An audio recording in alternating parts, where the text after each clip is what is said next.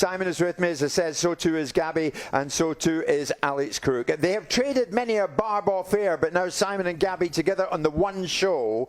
This World Cup, Simon, truly unites everyone, doesn't it?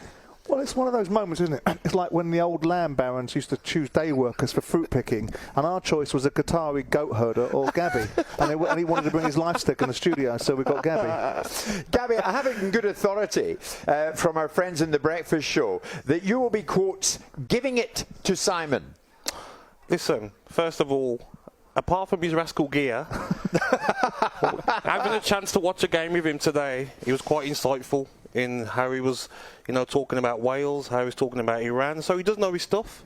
I thought he only knew his business side, but he actually does know his football, to be fair to him. Talking about rascal gear, have you seen those DVT socks that he's gone for, deep vein thrombosis socks that Jim's got on? Spit it out, spit it. We're streaming live on YouTube and Facebook right here in Qatar. Simon's pointing at my veiny ankles in here. You can see them all back home if you're that interested. If you want to watch the show, you can. Head over to the official talkSPORT channel on those platforms. We're coming to you live on YouTube and Facebook. Also joining us, the bringer of boredom at this World Cup, but 1 goal in 3 games for Alex Crook in the commentaries that he's had. When you hear commentator Alex Crook, don't expect a goal. What's going on, Mr. Crook? I'm being facetious. Good afternoon. Yeah, good afternoon. I tell you what, it's been a test of my capabilities, particularly the game between Uruguay and South Korea yesterday. And I've got Poland against Saudi Arabia tomorrow. Poland haven't scored a goal at the World Cup from open play for 20 years. Saudi Arabia have never scored a goal against European opposition at the World Cup. So 0-0. All right, we'll be watching for it. Simon, yet again, paddle tennis for you this morning. Yep. I noticed you're out there with Gary Neville. Yes. Now, interestingly, guys, I want you two to know this. Simon had a very interesting conversation with one of the De Boer twins. Simon thought it was Frank De Boer, and he was talking to Frank, as he thought, about his 4 games in charge of that ill-fated time at Crystal Palace. And it turned out it was Ronald De Boer, who was heck of a nice to him and didn't mention that he got the wrong identical twin. I absolutely love that. There you go. Good, I'm glad that amused you. Did he call you Steve Parrish? No, shut up.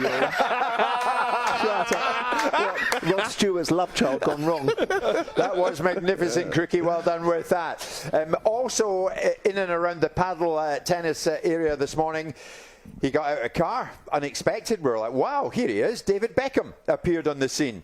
So I took the opportunity to follow Bex back to his car. I'm not sure what the Qatari chauffeur thought about it, but I thought now's as good a time as any, and David Beckham obliged. I said to him, good to see him. England against USA tonight. How is he feeling about England? I'm really excited. Obviously, the England team are in good shape. I think we had a great start to the tournament, and the lads are feeling good. They're looking good. Obviously, the atmosphere is great between them all, and the fans are feeling that. So fans are reacting to that, and that's, I think, the excitement will now be building towards this game tonight. A man you know well, Alessandro Del Piero, told me last night, England have a great opportunity in this tournament. You agree?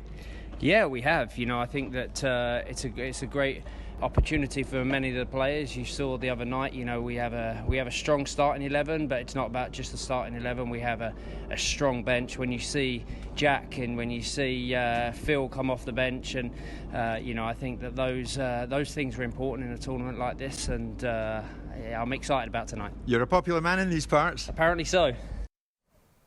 Apparently so. We saw it for ourselves, Simon, didn't we?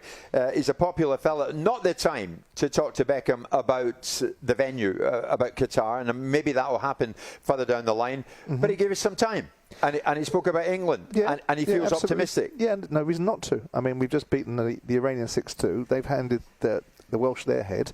So with that in mind, you look at it and say there's every reason to be optimistic tonight that England will qualify this evening against the US.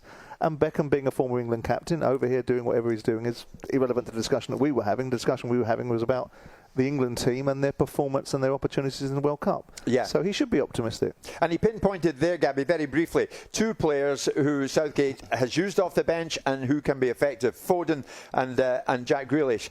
He says, you're strong. You're strong. Of course, and tonight against the USA, they won't start. So they will come on probably in the game, try and make an impact. But if you're Wales, you need a win against England, and you could be playing against Grealish, Foden and Rashford. All the best.